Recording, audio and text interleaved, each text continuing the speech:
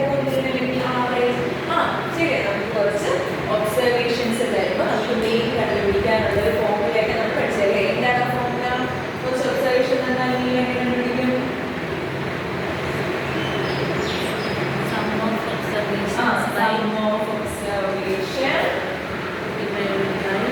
whole divided by number of observations. Number of observation.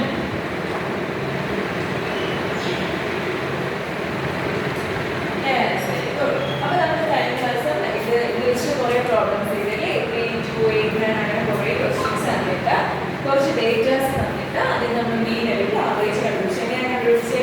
ആ തന്നിരിക്കുന്ന ഒബ്സർവേഷൻ്റെ എല്ലാം ടോട്ടൽ സമ്സ് കണ്ടുപിടിച്ചിട്ട് ടോട്ടൽ സം ബൈ നമ്മൾ ചെയ്തു തന്നിരിക്കുന്ന എത്ര ഒബ്സർവേഷൻസ് ഉണ്ട്, ടോട്ടൽ നമ്പർ ഓഫ് ഒബ്സർവേഷൻസ് എത്രയാണ് ഡിവൈഡ് ചെയ്ത് നമ്മൾ കണ്ടുപിടിച്ചു മീൻ അല്ലെങ്കിൽ ആവറേജ് കണ്ടുപിടിച്ചു. അപ്പോൾ ടീച്ചർ ക്വസ്റ്റ്യൻ വരട്ടെ, നമുക്ക് കഴിഞ്ഞ ദിവസത്തേക്ക് ഓർത്തെടുക്കാം. നമുക്ക് ക്വസ്റ്റ്യൻ എഴുതിക്കും എല്ലാവരും. The monthly income of 10 households and given.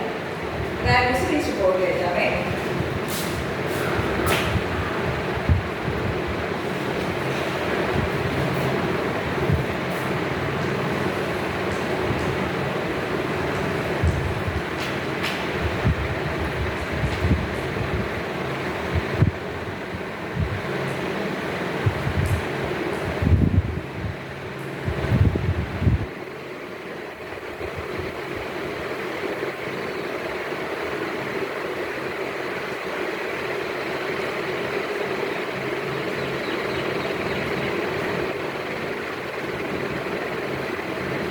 Okay, അപ്പോൾ വേഗം ഇതിന്റെ ഒരു മീനിങ് കണ്ടുപിടിച്ച് നമുക്ക് എത്ര ഒബ്സർവേഷൻ തന്നിട്ടുണ്ട്? 1, 2, 3, 4, 5, 6, 7, 8, 9, 10.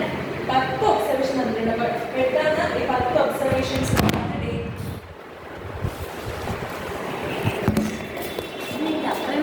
എഴുതിയിട്ടുണ്ട്. പെട്ടെന്ന് ഇതിന്റെ ആവറേജ് ഒന്ന് കണ്ടുപിടിച്ച് എങ്ങനെ കണ്ടുപിടിക്കും? 10 observation sum by total number 10. പെട്ടെന്ന് ചെയ്തേ.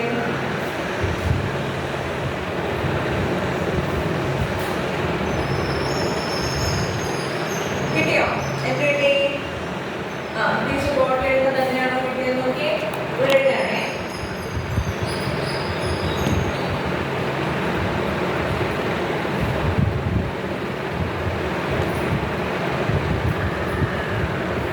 ശരിയാണോ?